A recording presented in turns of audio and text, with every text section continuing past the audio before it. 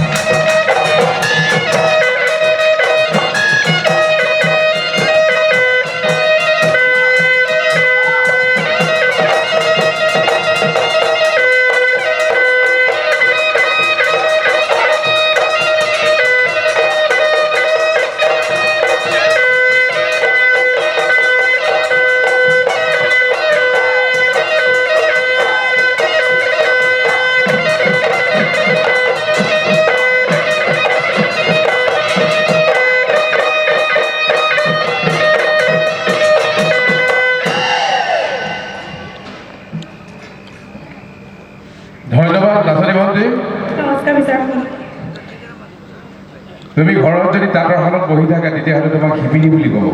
নহয় জানো আজি মঞ্চলৈ নাচিবলৈ আহিছে তোমাক নাচনী বুলি কোৱা হৈছে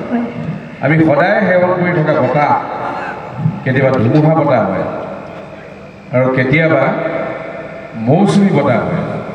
বিহুৰ আগজাননী দি অসমৰ ওপৰেদি এচাটি বতাহ বৈ যায় ফাগুন মাহত এই বতাহ এচাটি কি বুলি কোৱা হয় বৰদৈচিলা ফাগুন মাহত বৰদৈচিলা মাকৰ ঘৰলৈ আহি যায় ফাগুন আহে পলাশ ফুলে পচুৱা বতাহ বয় পোৱা নাই হে ফাগুন মাহত যিজাক বতাহ বিহুৰ আগজাননী দিবই তাকে আমাৰ বচোৱা বতাহ বুলি কোৱা মনত থাকিব ধন্যবাদ ধন্যবাদ বাৰশা দিহিঙীয়া বৃহত্তম নকাৰী